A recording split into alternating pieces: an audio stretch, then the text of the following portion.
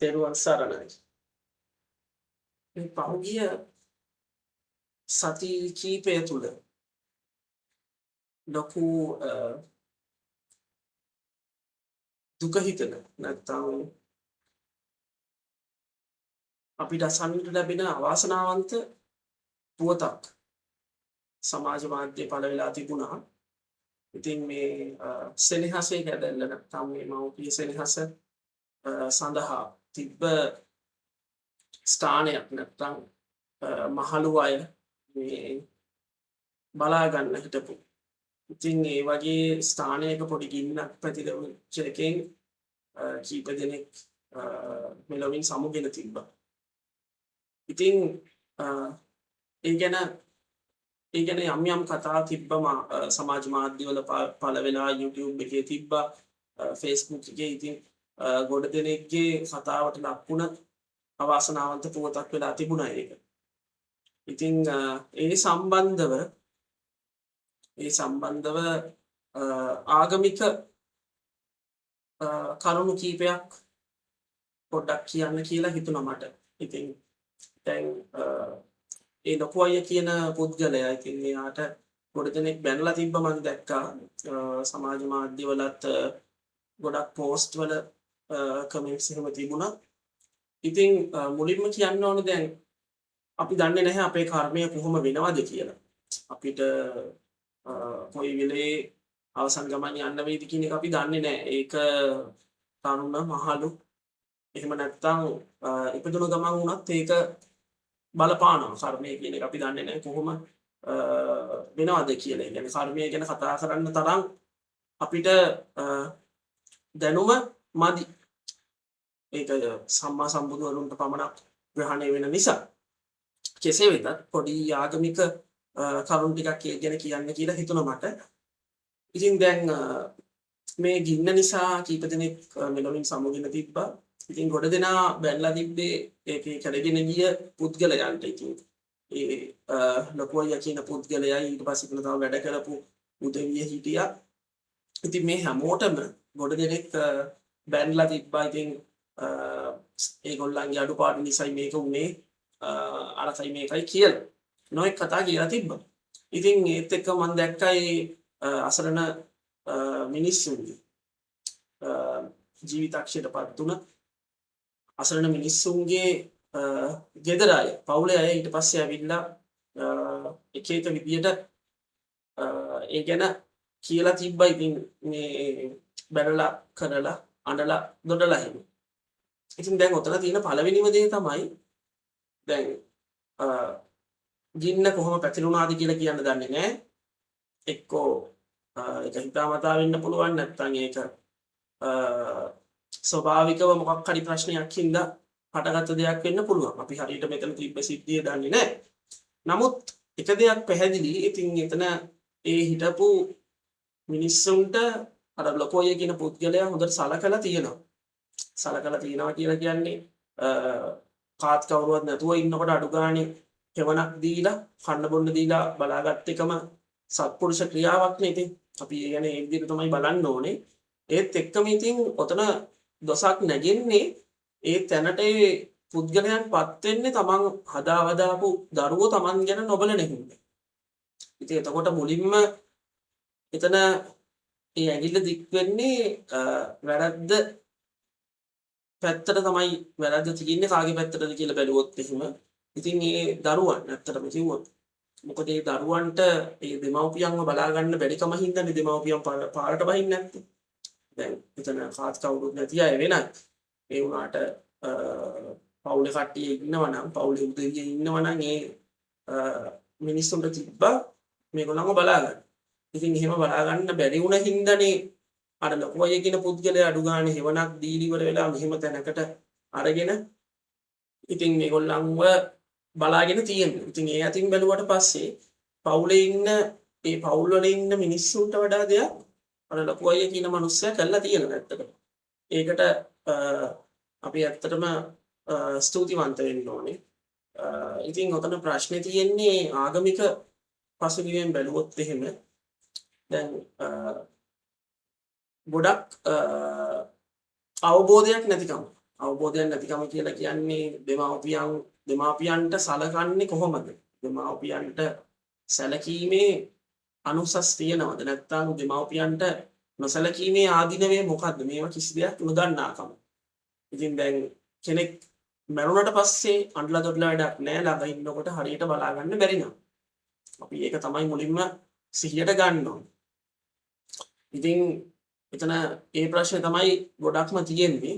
මොකද එතකොට තමන් හදාවදාපු දරුවෝ තමන්ව බලන්නේ නැහැ කියලා කිව්වම තමන්ව නොසලකා හැරියම ලොකු දුකක් ඇති වෙනවා, ලොකු ශෝකයක් ඇති වෙනවා දෙමව්පියන්ට ඇත්තටම. එතකොට ඒක දරුවන්ටත් හොඳ දෙයක් වෙන්නේ නැහැ. මොකද දෙමව්පියන්ගේ හදවතේ යම්කිසි ගින්නක් ඇවිලෙනවා නම් ඒ දරුවන් අපිව බලාගන්නේ නැහැ අපි මෙහෙමයි කළේ කියලා. ඉතින් එතකොට ඒක ඒ දරුවන්ටත් හොඳ දෙයක් නෙමෙයි. ඉතින් ඒ හේතුව නිසා ආඝාතයට පැමිණෙන්න පුළුවන්. ඉතින් මේ ගැන තථාගතයන් වහන්සේ දේශනා කරලා තියෙනවා තථාගතයන් වහන්සේ වදාළලා තියෙනවා මේක මේ විදියට. යෝ මාතරං වා පිතරං වා ජින්නකං ගත යොබ්බන බහුසන්තෝ නබරති තං පරාභව තෝමුකං. ඉතින් මේකෙන් කියන්නේ මේකේ තේරුම තමයි යම් දරුවෙක් තරුණ බව ඉක්මවල ගියාට පස්සේ මහලු වුණාට පස්සේ මේ මව පියා මේ දෙදෙනාව පෝෂණය කළ හැකිව තියෙද්දිත් පෝෂණය කරන්නේ නැත්තම් ඒක පිරිහීමේ හේතුවක් කියලා තමයි එතකොට එතන තථාගතයන් වහන්සේ වදාarලා තියෙන්නේ. ඉතින් ඒක ඇත්තටම කිව්වොත් එහෙම අසත්පුරුෂයෙක් එතකොට ඒ වගේ දරුවෝ කියලා කියන සත්පුරුෂයෝ නෙමෙයි.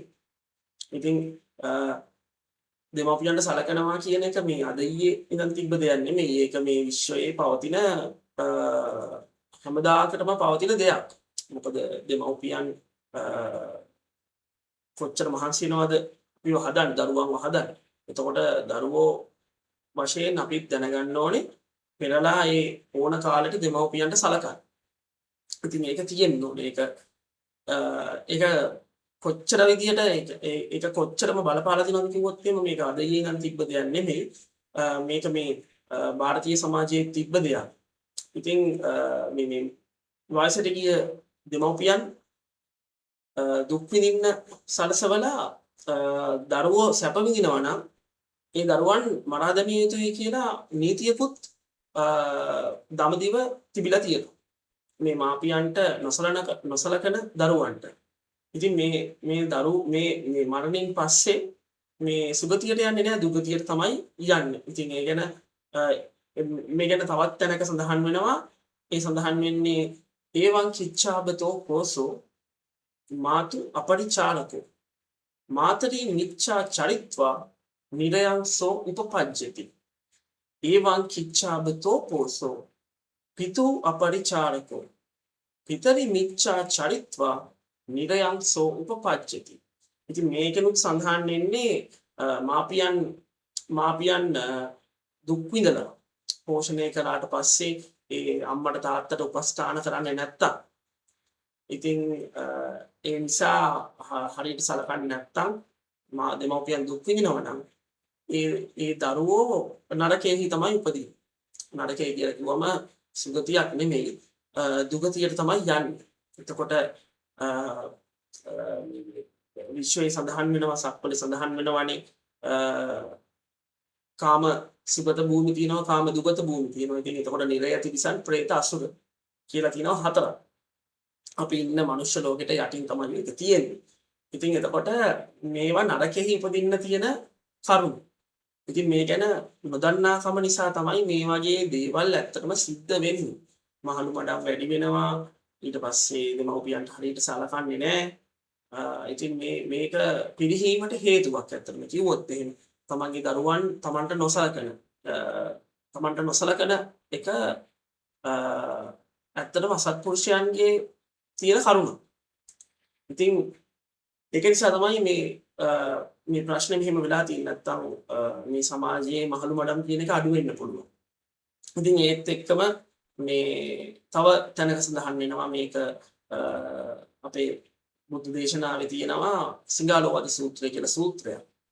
ඉතින් මේකේ බුදුහාමුදුරුවෝ දේශනා කරනවා පැති 6ක් ගැන. ඒ කියන්නේ දිසාවන් 6කින් කොට්ටාස 6ක් නිරූපණය කරලා තියෙනවා.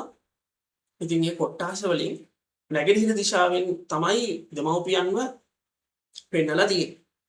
ඉතින් එතකොට දෙමව්පියන් විසින් දරුවන්ට වෙන්න ඕන දේවල් තියෙනවා. දරුවන් විසින් දෙමව්පියන්ට වෙන්න ඕන දේවල් තියෙනවා. ඉතින් මේ කරුණු නොදන්නාකම දැන් උදාහරණයක් විදියට කිව්වොත් එහෙම සිංහලවාදී සූත්‍රයේ දීලා තියෙනවා යුතුයකම්. ඒ යුතුයකම් වලින් දෙමව්පියන්ගෙන් දරුවන්ට වෙන්න ඕන යුතුයකම් තියෙනවා. යුතුයකම් පහක් දක්වලා තියෙනවා. එතකොට අකුසලයෙන් වළක්වන්න ඕන. ඊට පස්සේ කුසල් වල යොදවන්න ඕන. ඊට පස්සේ දියුණුව උදෙසා අධ්‍යාපනය ලබා දෙන්න ඕන. ඊට පස්සේ සුදුසු කල ආවහ විවාහ ඒ කටයුතු කරලා දෙන්න ඕන. ඊට පස්සේ අගතිගාමී නොවි සුදුසු කල දායාද පවර්ලා දෙන්න. ඔය වගේ කරුණු පහක් තියෙනවා දෙමව්පියන්ගෙන් දරුවන්ට ඉෂ්ට වෙන්න ඕන. ඉතින් ඒ වගේම දරුවන්ගෙනුත් දෙමව්පියන්ට ඉෂ්ට වෙන්න ඕන කරුණු පහක් තියෙනවා. එතකොට මව්පියන්ට දෙමව්පියන්ට තම කටයුතු කරගන්න බැරි වුණාම උපස්ථාන කරන්න ඕන. ඊට පස්සේ දෙමව්පියන්ගේ කටයුතු කරලා දෙන්න ඕන. ඊට පස්සේ මව්පියන් විසින් පවත්වාගෙන ආපු චාරිත්‍ර තියෙනවනේ. ඉතින් චාරිත්‍ර ආගමික චාරිත්‍ර වෙන්න පුළුවන් සිරිත් විරිත්. එතකොට ඒවා දිගටම මනාව පවත්වාගෙන යන්න ඕන. ඊට පස්සේ දෙමව්පියන් රැකගෙන ආපු වස්තුව තියෙනවා. දීපල ඊට පස්සේ ඒවා මනාකොට රැකගෙන ඉදිරියට පවත්වාගෙන යන්න ඕන. ඒ වගේම තමයි දෙමව්පියන් මේ ගිය විට ඒගොල්ලන්ව සිහිපත් කරලා පින් අනුමෝදන් කරන්න ඕන.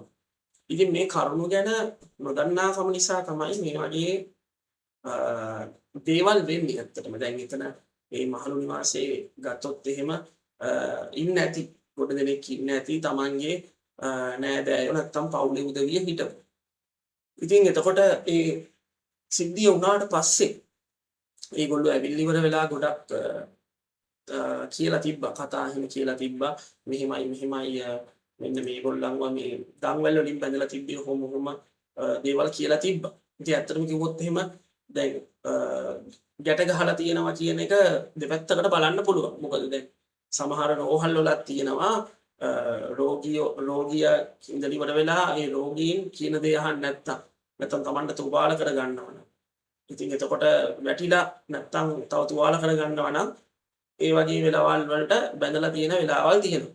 එතකොට මිනිහෙට හිතෙන්න පුළුවන් මේක මේ කරලා තියෙන්නේ මේ බැඳලා තියලා තියෙන්නේ ගැට ගහලා තියලා තියෙන්නේ මේ වද දෙන්නද කියලා.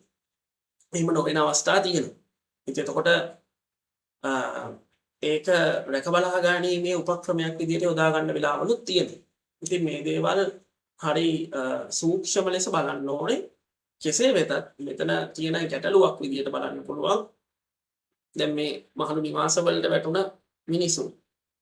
ඉතින් තමන්ගේ පවුලේ උදවිය ඉන්නවනම් තමන්ගේ දූ දරුවෝ ඉන්නවනම් දරුවන් ඉන්නවනම් මේ දරුවන්ට මේ පුද්ගලයන් බලා ගන්න පුළුවන්කම තියෙද්දි ඉතින් මේ වගේ මහලු නිවාස බිහි වෙනවා නම් එතකොට මේ වගේ දෙයක් වුණාම මේ වගේ අවාසනාවන්ත සිද්ධියක් වුණාට පස්සේ ඇවිල්ලි ඉවර වෙලා ඒ ගැන කතා කරන එක ඇත්තටම උචිත නැහැ.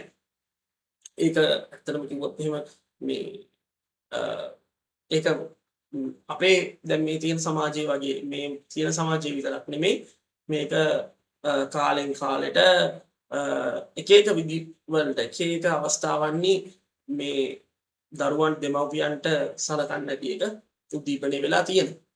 ඉතින් ඒක පෞද්ගලික කාරණා වෙන්න පුළුවන් නැත්නම් දීපල ඉඩකඩම් හින්දා ගැටලු වෙන්න පුළුවන්. කෙසේ නමුත් දරුවන් දැනගන්න ඕනේ දෙමව්පියන්ට සලකන්න. මොකද උස්මහත් කළා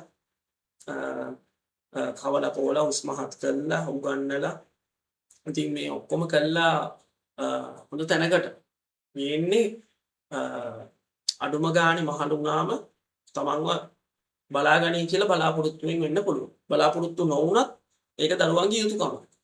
ඉතින් ඒ යුතුයකම ඉෂ්ට කරන්න දරුවනුත් අධිටන් කර ගන්න ඕනේ. ඉතින් මේ ප්‍රශ්නේ ඇත්තටම ලොකු ඛේදවාචකයක් ඒ උනේ. ඉතින් මේ ගැන සමාජ මාධ්‍යවල ගොඩ දෙනෙක් කතා බහ වෙලා තිබ්බා. මේක බැනලා තිබ්බා. ඊට පස්සේ ඇයි මේක නීත්‍යානුකූල නැහැ, ලියාපදිංචි කරලා නැහැ. එහෙම කතා ගොඩක් ගිහිල්ලා තිබ්බා. මම දැක්ක සමාජ මාධ්‍යවල. කෙසේ නමුත් දැන් මෙතන මුලින්ම අපි බලන්න ඕන පැතිකඩ තමයි මේ වගේ මේ මිනිස්සුන්ව බලා ගන්න පවුලේ උදවිය හිටියනම් ඒ මිනිස්සුන්ව බලන්න. මේක තමයි පළවෙනි දේ. ඉතින් ඒ මිනිස්සුන්ව බලා ගන්න බැරි වුණ හින්දා වෙන්න තියෙන මේ මිනිස්සුන්ව පාරට දාලා තියෙන්නේ. සමහර වෙලාවට විශේෂ සැලකිලි දෙන්න ඕන මිනිසුන් ඉන්න. වෙන භවයේ කරපු කර්මානුව. ඉතින් ඒක එහෙම ඉපදෙන්න පුළුවන්. නැත්නම් ඒ වගේ ප්‍රශ්න වෙන්න පුළුවන්. කෙසේ නමුත් මනුස්සකමක් කියලා දෙයක් තියෙන්න ඕනේ. ඉතින් මේ වගේ අවස්ථාවල තමන්ට බලන්න බැරි නම් එක්ක අඩු ගානේ බලන්න පුළුවන් කෙනෙක්ව ගන්න ඕනේ. ඉතින් ඒත් නැත්තම් පාරට ඇදලා දානවනම් එතකොට වෙන කවුරු හරි කෙනෙක් ඇවිල්ලා තමන්ට පුළුවන් විදියට බලා ගන්නවා නම් රැක බලා ගන්නවා නම් ඒ දේ කරගෙන යනකොට මේ වගේ අකරතැබ්බයක් වුණොත් ඒ මිනිස්සුන්ට බයිනවා නම් ඒ මිනිස්සුන්ට කතා කියනවා නම් ඒක තම තමන්ගේ අඩුපාඩුවක් කියලා තේරුම් යන්න ඕනේ. මොකද තමන් බලා ගන්න බැරි වුණ නිසා පාරට ඇදලාපු හින්දානේ තව කෙනෙක් ඇවිල්ලා බලාගත්තේ. ඉතින් දැන් ඒ පුද්ගලයා කොහොම හරි පුළුවන් විදියට බලා කියාගෙන තියෙන්නේ නැති. අපි දැන් ඇත්තටම දන්නේ නැහැ කොහොමද ඒ ගින්න හට ගන්නකොට අපි එතන හිටියෙත් නැහැ. ඉතින් කවුරුත් ඒක දැක්කෙත් නැහැ. ඒ වුණාට සමාජ මාධ්‍යවල ගොඩක් ඒ පුද්ගලයන්ට බැනලා තිබ්බා. බලාගත්ත අය හිටියා පාලිකාව. ඉතින් ඒ අයිතිකාර මහත්තයා ඊට පස්සේ බලාගත්ත උදවිය හිටියා. ඉතින් මේගොල්ලන්ට බැනලා කරලා තිබ්බා. මෙහෙමයි හරියට බලලා නැහැ. මේ රැක බලාගත්තා නම් මෙහෙම වෙන්නේ නැහැ කියලා. රැක බලා ගත්තා නම් මෙහෙම වෙන්නේ නැහැ කියන තැනට එන්න කලින් මුලින්ම පොඩ්ඩක් අපි බලන්න ඕනේ Tamanට රැක බලා ගන්න පුළුවන් වුණා නම් එහෙනම් කොහොමත් පාරට ඇද වැටෙන්නේ නැහැනේ. එතකොට ඒක තමන්ගේ අඩුපාඩුවක් තියෙනවා කියන එකත් එතන දකින්න ඕන. ඉතින් ඒක ගැන තමයි ඒක මුලින්ම ඒක ගැන තමයි මුලින්ම බලන්න ඕනේ මේ ප්‍රශ්නෙට එනකොට. ඉතින් ඊට පස්සේ පුළුවන් විදියට බලාගෙන මේ වගේ අකරතැබ්බයක් වුණාට පස්සේ ඒ ජීවිතක්ෂයටපත් වුණ පුද්ගලයන්ගේ පවුල්වල අය අඬලා දොඩලා අදහස් යෝජනා ප්‍රකාශ කරලා තිබ්බා. කෙසේ නමුත් මිය ගියාට පස්සේ අඬනවට වඩා තමන් ළඟ ඉන්නකොට බලා ගන්න පුළුවන් වුණා නම් සමහර විට වෙන කෙනෙක්ට මේ බර නැත්තම් වෙන කෙනෙක්ට මේ විදියට බලා කියා ගන්න ඕනාවක් උමනාවක් තියෙන්න විදියක් නැති වෙන්න තිබ්බා. ඉතින් මේ ආගමික පසුබිමත් එක්ක මේ ගැන යමක් කියන්නට හිතුණා. මොකද මේ ගොඩක් දිනවල මේ සමාජයේ මේක ගැන කතා වෙනවා. ඉතින් මේ මිනිස්සුන්ටත් බැනලා තියෙනවා. බලා කියාගත්ත පුද්ගලයන්ටත් බැනලා තියෙන නිසා කොහොම හරි මේ ආගමික නැඹුරුව නැත්තම් මේ ආගමික කරුණු කොහොමද මේකට සම්බන්ධ වෙන්නේ? සමහර විට මේව ගැන නොදැනුවත් වෙන්න පුළුවන්. මොකද අම්මලා තාත්තලා අපිට කන්න බොන්න දීලා අපි හැදුවට පස්සේ අපි අපේ දේවල් කරගන්න ඕනේ කියලා ඉවර වෙලා හිතලා ආත්මාර්ථකාමී විදියට තම තමන්ගේ වැඩ කරගන්න යනවනම් ඒක පිරිහීමේ ලක්ෂණය. මේක තථාගතයන් වහන්සේ විසින් එක තැන්වල දේශනා කරලා තියෙනවා. මේ ගැන ධර්ම කාරණා තියෙනවා. ඉතින් මේ සූත්‍රවලත් තියෙනවා මේ පිරිහීමේ ලක්ෂණවල. ඉතින් දෙමව්පියන්ට උපස්ථාන මාපිය උපස්ථාන කිරීම ගැන බුදුහාමුදුරුවෝ තථාගතයන් වහන්සේ වෙනම දේශනා කරලා තියෙනවා. මේවා අනුසස් ගැන කියලා. ඒ වගේම මේ සලකන්නේ නැති අය මේවා ආදීනව කොහොමද කියලා දේශනා කරලා තියෙනවා බුද්ධ දේශනාව. ඉතින් මේ ගැන යමක් කියන්නට හිතුණා. මොකද මේ පුද්ගලයන්ව බලා කියාගත්ත මේ උදවියට බැනලා තිබ්බ හින්දා. මොකද මේ ගැන යමක් කියන්න හිතුණා. ඉතින් අපි මුලින්ම අදිෂ්ඨාන කරගන්න ඕනේ මේ වගේ දේවල් මතුවට නොවෙන්න වග බලා ගන්න කොහොමද කියලා. ඉතින් ඒ ගැන ඒ ගැන තමයි කියන්න ඕන උනේ අදහසක් දක්වන්න ඕන උනේ. මොකද මව්පියන්ට සලකන්න බැරි දරුවන් ඉන්නවනම් ඇත්තට මේකෙන් වෙන්නේ ඒවා පිරිහීමේ ලක්ෂණ ඒවා ඇත්තට. මේවා මේවා ගැන කරුණු බොහෝමයක් තියෙනවා. ඉතින් මේ සිංහලෝවාද සූත්‍රය ඊට පස්සේ මේ මංගල සූත්‍රයේත් සඳහන් වෙනවා මාතා පිතූ උපට්ඨාන. ඉතින් මේ මව්පියන්ට උපස්ථාන කරන්න ඕනේ අපි. ඉතින් ඒව ගැන සැලකිලිමත් වෙන්න ඕනේ. කෙසේ නමුත් මේ වුණ ඛේදවාචකය මේ අවාසනාවන්ත සිදුවීම ගැන කනගාටුව පළ කරනවත් එක්කම මේ කරුණු ගැන තමයි පොඩ්ඩක් අදහස් කීපයක් පළ කරන්න උවමනා වුණේ මේ ආගමික කරුණු සම්බන්ධයෙන් ආගමික පසුබිමත් එක්ක. ඉතින් අපිත් අධිෂ්ඨාන කරගන්න ඕනේ අපේ ආදරණීයයන් නැත්නම් අපේ දෙමව්පියන් කොහොමද අපි රැක බලා ගන්නේ මහලුනාම මේ කියන කරුණ ගැන අපිත් සිහි තබාගෙන ඉන්න ඕනේ අපි සියලුම දෙනාම.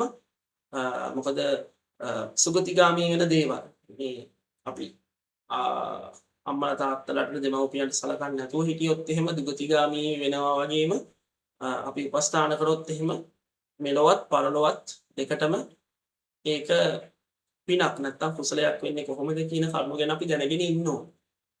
ඉතින් ඒ කරුණ ටික තමයි අද මට බෙදා හදා ගන්න ඕන උනේ මේ සමාජයේ පවතින මේ ගැටලුව ගැන. ඉතින් මේ ආගමික නැඹුරුවත් එක්ක මේ ආගමික කරුණුත් එක්ක අපිත් හොඳ සමාජයක් හැදෙන්නේ කොහොමද? හොඳ සමාජයකට හොඳ පුරවැසියෙක් යහපත් පුරවැසියෙක් සත්පුරුෂයෙක් වෙන්නේ කොහොමද කියන එක තමයි අපි බලන්න ඕනේ. සත්පුරුෂයෙක් වෙන්න තමයි අපිත් අධිෂ්ඨාන කරගන්න ඕනේ. ඒ කරුණත් එක්ක ඉතින් අද මේ අදහස් ටික බෙදා හදා ගන්න උවමනා වුණා. නමෝ බුද්ධාය.